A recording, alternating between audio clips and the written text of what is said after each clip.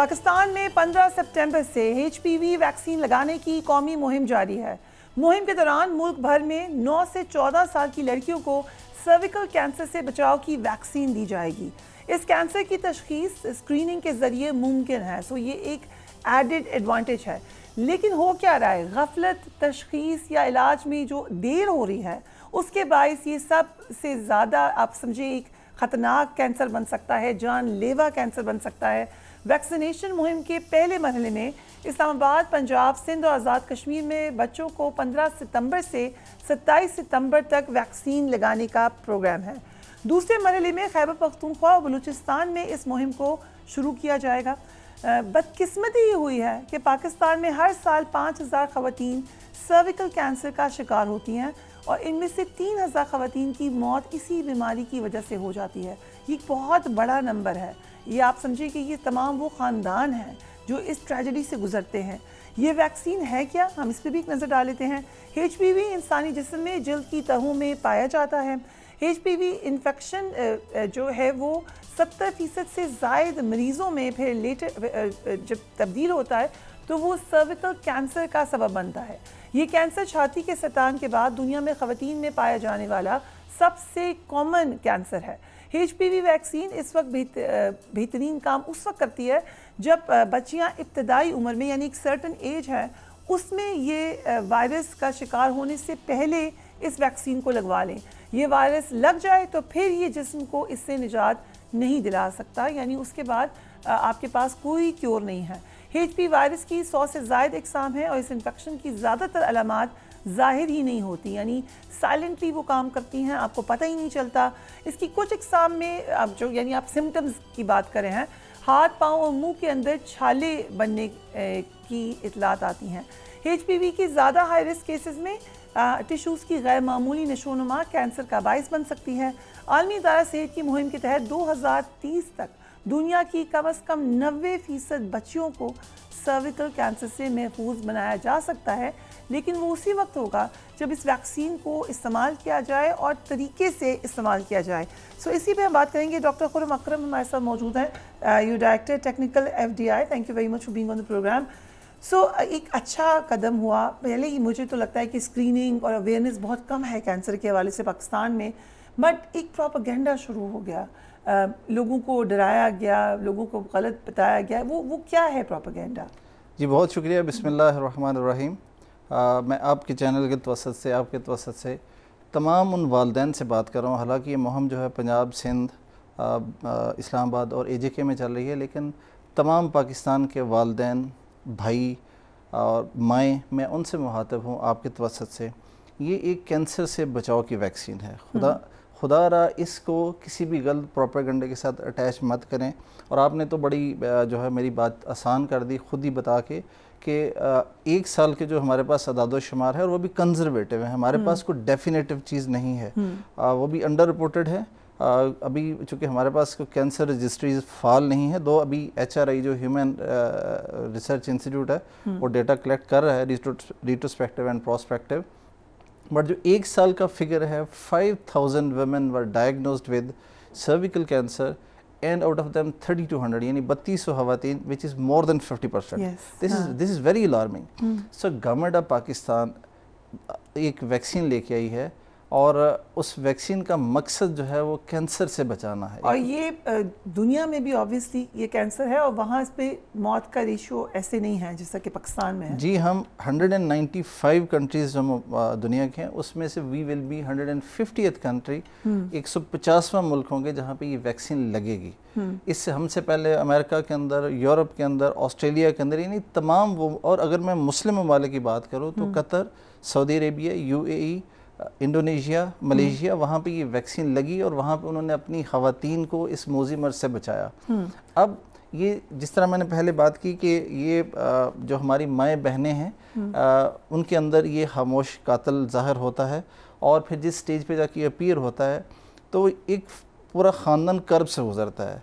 चूँकि वो जो खातून है वो ना सिर्फ अपनी जान की बाजी हार जाती है, जो आउट ऑफ पॉकेट पेमेंट्स होती हैं। कल भी जो हमारे ऑनरेबल मिनिस्टर साहब उन्होंने बात की कि घर बिक जाते हैं, जायदादें बिक जाती हैं, लोग زمین پہ آ جاتے ہیں اس کا علاج کرواتے اور تھوڑا سا ہم اگر بتائیں بھی ویوز کو obviously اس میں پھر کیمو تھراپی اور دیگر جو علاج ہے کتنا تخمینہ ہم لگا سکتے ہیں کہ ایک پیشنٹ کے اوپر تقریباً کتنا لمبا علاج ہوگا, کتنا خرچہ لگے گا if they are recovering؟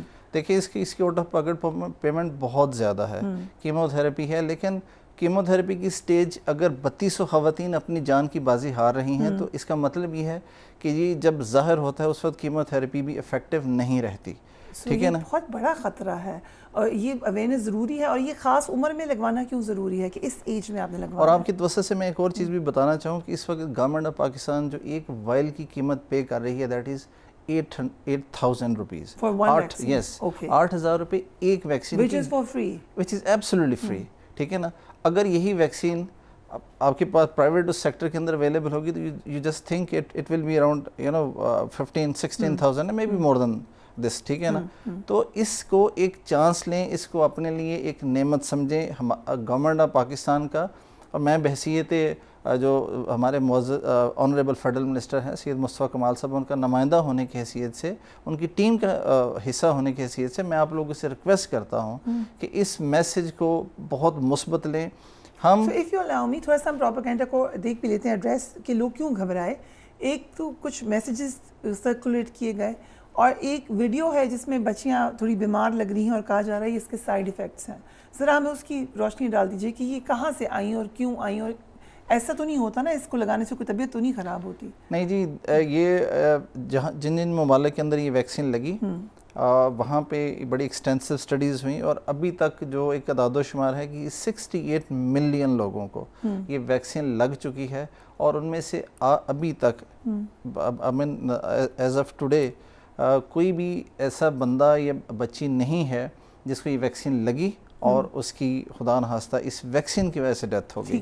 باقی آپ جانتی ہیں کہ کوئی بھی ویکسین ہو جب کسی کو بھی لگائی جاتی ہے تو اس کے لگنے کے بعد بخار ہوتا ہے. سائیڈ ایفیکٹس تو ہر پیراڈول کے بھی ہوتے ہیں. بخار, اس کی وجہ یہ ہے کہ آپ نے ایک ویکسین لگائی تو آپ کا قوت مدافعت جو سسٹم ہے وہ ایکٹیویٹ ہوتا ہے. وہ ایکٹیویٹ ہوگا تو اس کے اگینسٹ اینٹی باڈیز بنے گی. جب وہ ایکٹیو ہوگا تو اس کی وجہ سے فیور ہوتا ہے which subsides in a day or two with paracetamol as you just mentioned. تو اس میں بھی کوئی گھبرانے والی بات نہیں ہے. یہ جو ویڈیو سرکولیٹ ہو رہی ہیں یہ انفارچونیٹلی 2024 کی ہیں اور یہ غالباً یہ انڈیا کے اندر یہ انسیڈنٹ ہوا تھا جہاں پہ ایک اسکول کے اندر گیس بھر گئی جس کی وجہ سے بچیاں جو وہ سفوکیٹ ہوئی, اس کو یوز کر کے یہ لگا رہے ہیں, اس کو ٹیگ کر کے کیا جا رہا ہے. تو یہ اگین یہ بھی بتائیے گا کہ یہ کیوں ضروری ہے کہ اس ایج میں یہ ویکسین لگوائی جائے تاکہ جو لوگ پلان کر رہے ہیں لگوانے کا ان کو پتہ ہونا چاہیے, یا لیٹس سے کوئی 18 ایئرس کی 19 ایئرس کی بچی ہو وہ نہیں لگوائے اس کو؟ نہیں, وہ بھی لگوا سکتی ہیں, لیکن اس وقت جو ہم نے جو ایج کو ہارڈ سلیکٹ کیا ہوا ہے 9 to 14 ایئرس, اس کے اندر ریسرچ کی گئی اور یہ پتہ چلا کہ اس ایج گروپ میں جو ایک ویکسین کی ڈوز ہے وہ اتنی ہی افیکٹو ہے اگر ہم اس ویکسین کو 15 سال سے 49 سال کے درمیان لگائیں تو وہاں پہ اس کی ہمیں 2 ڈوز لگوانی پڑتی ہیں.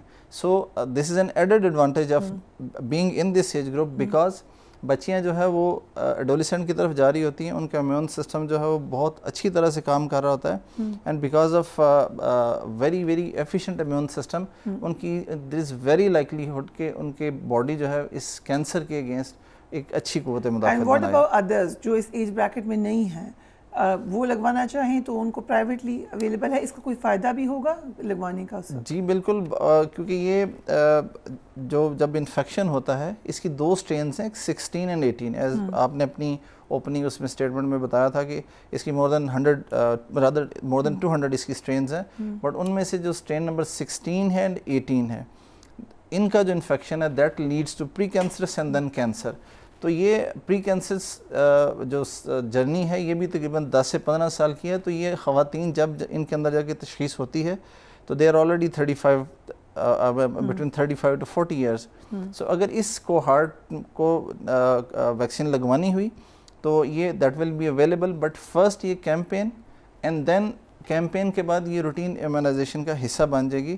So every girl attaining the age of 9 years will be eligible for this vaccine. اس کو یہ ویکسین ملے گی تاکہ وہ بچی اپنی آنے والی زندگی میں اس کینسر سے بچے. اور یہ جو کہا گیا کہ ریپروڈکٹیو سسٹم کو افیکٹ کرے گی, بچیاں ماں نہیں بن سکیں گی, یہ تو ہر ویکسین کے ساتھ یہ خدشہ آ جاتا ہے. آپ ذرا لوگوں کو بتا دیں کہ اس کا کوئی میڈیکلی کوئی کنیکشن ہے؟ دیکھیں جی، اس میں دو باتیں میں کروں گا.